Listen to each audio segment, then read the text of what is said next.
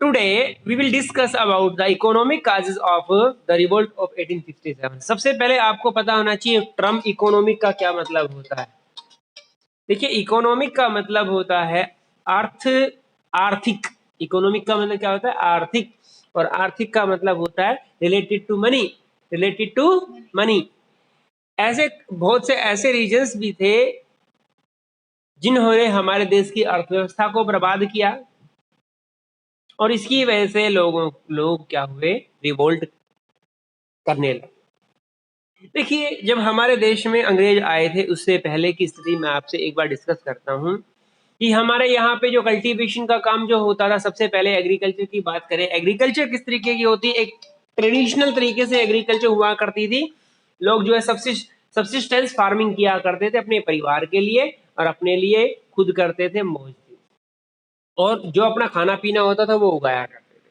किसी प्रकार का कोई रिवेन्यू वगैरह जो था अकॉर्डिंग टू प्रोड्यूस जो था वो दिया करते थे। कभी मानसून फेल हो गया तो नहीं देना पड़ा, कभी फसल अच्छी हो गई तो ज्यादा दे दिया, कभी कम हो गई तो कम दे दिया। इस तरीके से चला करता था।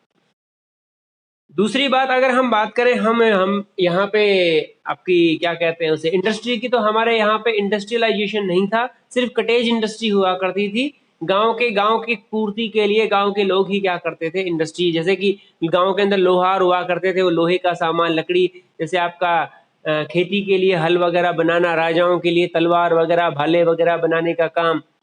दूसरा, जैसे गांव के अंदर मोची होता था, वो गांव के लोगों के जूते चप्पल वगैरह वो सब बनाया करते थे। ठीक है, गांव के ही जुलाहे हुआ करते थे, गांव के अंदर वो कपड़े वगैरह बुनते थे, कलर। मैं कहने का मतलब ये हुआ था, होता है कि जो इंडस्ट्री जो थी वो घरेलू इंडस्ट्री थी, आपकी कटेज इंडस्ट्री थी, उसका कोई भी एक मतलब कमर्शियल नहीं हुआ था, उसका एक्सपोर्ट करने के लिए नहीं होती थी, वो सिर्फ और सिर्फ अपने खुद के परिवार के लिए या खुद के गांव के नीड्स को पूरा करने के लिए वो इंडस्ट्री होती थी।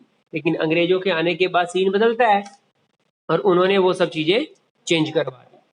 अच्छा, तीसरी चीज आती है, ट्रेडिंग की बात होती है। देखो, जो जहां जहां जो जो चीजें इफेक्ट हुई उनकी बात करता हूं मैं। तीसरी बात आती है यहाँ पे ट्रेडिंग की। ट्रेडिंग की बात करें, मैंने आपको बताया सब्सिस्टेंस फार्मिंग हुआ करती थी, ट्रेडिंग नाम की। कमर्शियलाइजेशन ऑफ एग्रीकल्चर नहीं था। जब कमर्शियलाइजेशन नहीं था तो ट्रेडिंग भी नाम मात्र की होती थी। बेसिकली क्या होता था, कुछ बार्टर सिस्टम होता था कि किसी अनाज के बदले कोई और चीज ले ली, कोई चीज के बदले अनाज ले लिया, ये सब चीजें हुआ करता था। जैसे कि आपके जो ट्राइबल्स थे वो करते थे, हंटर और गैदरर्स करते थे। जो फॉरेस्ट प्रोड्यूस जो होता था, जैसे कि रबड़ हो गया, लाख हो गया, हनी हो गया, मेडिसिन हो गई, इन सब के बदले वो क्या लेते थे? कुछ जैसे अपना राइस वगैरह ले लिया, वीट वगैरह ले लिया, ये सब लिया करते थे वो। तो ऐसा ही बाटा सिस्टम होता था ट्रेडिंग के अंदर, लेकिन अंग्रेजों ने इस सीन को भी क्या किया? चेंज किया। तो यहाँ पे इन तीन चीजों के अंदर, ट्रेडिंग में, इंडस्ट्री में और एग्रीकल्चर में, ये तीनों ही चीजें ऐसी थी जो एक देश की अर्थव्यवस्था को बनाती है, किसी भी देश की। और तीनों में ही अंग्रेजों ने बहुत बड़ा इंटरफेयर किया और बहुत बड़ा फेरबदल किया, और वो फेरबदल totally and totally related to the favour of British, not related to the favour of Indians. वो सारा का सारा फायदा किसको किसको जाना था? ब्रिटिश को जाना था। इसलिए लोग बर्बाद हो गए और अंग्रेजों के खिलाफ उन्होंने रिवोल्ट कर दिया। डिटेल में पढ़ते हैं, let's start.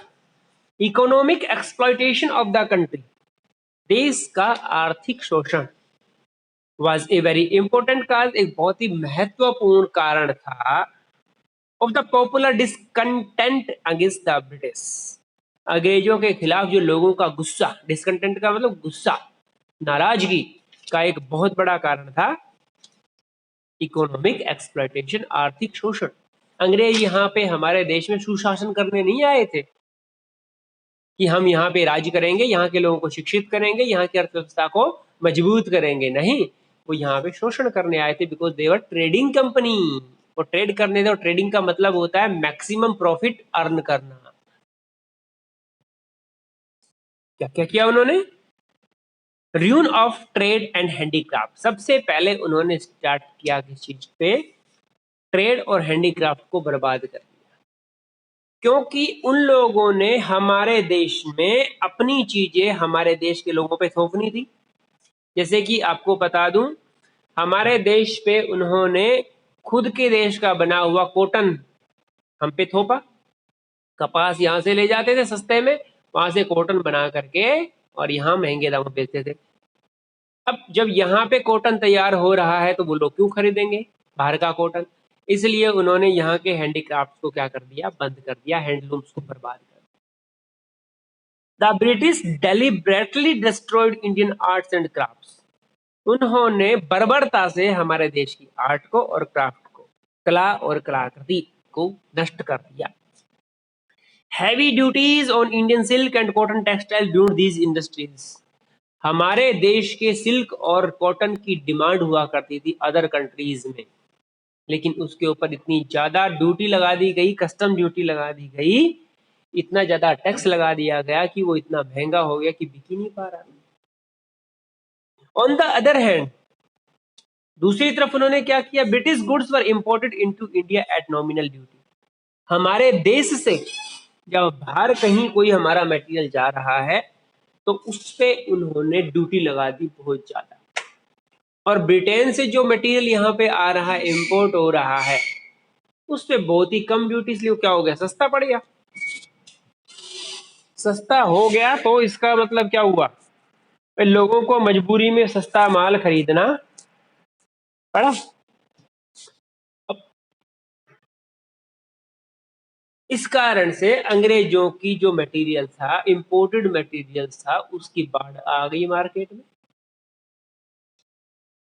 Craftsman left the towns and went to villages in search of livelihood. जो क्राफ्टमैन जो थे, जो कारीगर थे, चाहे वो कपड़े बुनने वाले हो, चाहे वो कटेज, वो क्या कहते हैं, बास्केट्स वगैरह बनाने वाले हो, इन सब ये सब बेचारे शहर छोड़ करके गांव की तरफ जाने लगे अपने लिवलीहुड को करने के लिए, ताकि वो वहां पे खेती करके अपना काम चला सके। एज ए रिजल्ट, और इसका रिजल्ट क्या निकला, famous manufacturing town of Dacca, Murshidabad and Surat were completely deserted.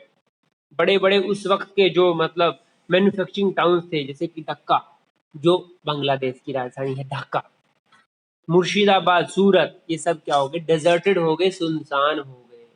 यहाँ पे जो क्राफ्ट पर्सन थे, जो यहाँ पे जो काम करने वाले लोग थे, वो बेचारे अपना घर छोड़ छोड़ करके गांव में चले गए, क्योंकि उनकी जो बिजनेस थे, उनकी जो ट्रेडिंग थी, वो क्या हो गई, बर्बाद हो गई थी। दूसरा आता है एम्पावरमेंट ऑफ कल्टीवेटर्स। कल्टीवेटर जो है उनका शोषण। देखो, हमारा देश India is the country of village, and the basic or the primary occupation of this country is agriculture. So the whole economy of the country is depend on agriculture. Agriculture में कुछ उतार चढ़ाव होता है, इससे हमारे देश की जीडीपी में बहुत बड़ा इफेक्ट पड़ता है, बहुत बड़ा प्रभाव पड़ता है। और इसी के ऊपर उन्होंने अटैक किया, अंग्रेजों ने हमारे देश के जो कल्टीवेटर्स थे उनको बर्बाद करके रख दिया। उन्होंने एक बीच की टर्म जिसे कहते हैं जमींदार, वो इंट्रोड्यूस किए।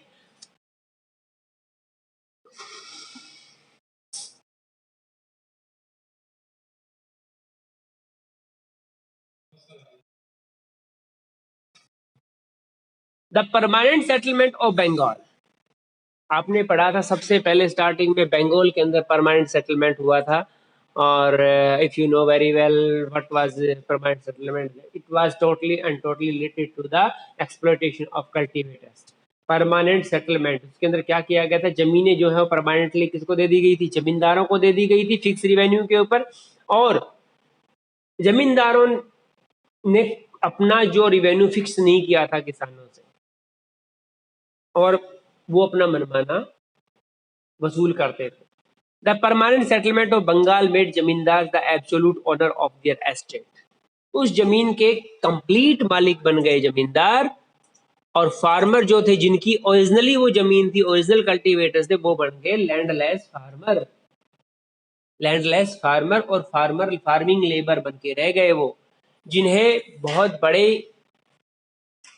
ऊंचे लेवल के ऊपर उनको देना पड़ता था क्या, टैक्स देना पड़ता था जमींदारों ने, क्योंकि वो इंडियन थे, लेकिन फिर भी उन्होंने क्या किया, हमारे देश का शोषण किया।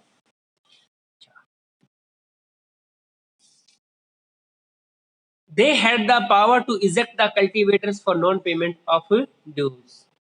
इतनी मोटी रकम उन लोगों पे लाद दी गई अंग्रेज उस पे कल्टीवेटर्स पे, जमींदारों ने, और अगर वो ड्यूज क्लियर नहीं करते हैं, अगर वो पेमेंट नहीं देते हैं, अगर वो टैक्स रिवेन्यू टाइम पे नहीं देते हैं, तो उन लोगों के पास, किन लोगों के पास, जमींदारों के पास ये पावर थी कि वो चाहते तो उनको उनकी जमीन से बेदखल कर सकते थे।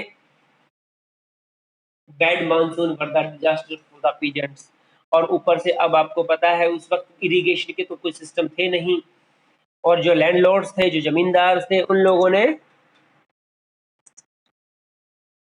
ने लैंड में इन्वेस्टमेंट में कोई रुचि नहीं दिखाई, जमीन की फर्टिलिटी के लिए उन्होंने कोई काम नहीं किया, वो सिर्फ और सिर्फ पैसा लेते थे, और फार टाउन्स, जो भी आपके प्रेसिडेंसी टाउन्स वगैरह थे, उनके अंदर वो रहते थे। अगर वेदर जो है, कई बार मानसून जो है फेल हो जाता था, लेकिन उन्हें तो अगर मानसून फेल हो चाहे ना हो, खेती हो चाहे ना हो, उन्हें तो रिवेन्यू देना ही पड़ेगा। उस वक्त क्या होता था, एक नई कैटेगरी और पैदा हो गई, जिसे कहते हैं मनी लेंडर्स, महाजन। वो अब मजबूरी में कल्टीवेटर जाते थे मनी लेंडर्स के पास, उनसे हाई इंटरेस्ट के ऊपर वो लोग क्या करते थे, पैसा उधार लेते थे रिवेन्यू देने के लिए, और धीरे धीरे धीरे धीरे उस डेब्ट ट्रैप में वो फंसते चले जाते। Unable to pay land revenue, they were compelled to borrow from a money lenders. ये तीसरी कैटेगरी जो थी तैयार हो गई थी, जो एक्सप्लॉइट करती थी इंडियन कल्टीवेटर्स को। And third,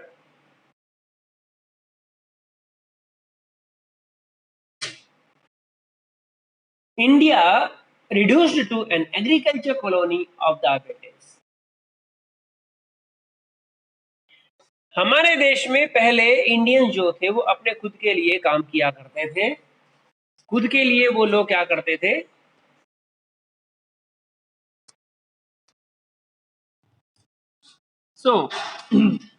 India reduced to an agriculture colony of British का क्या मतलब होता है, हमारे देश में एग्रीकल्चर जो थी वो सिर्फ और सिर्फ अपने खुद के लिए की जाती थी।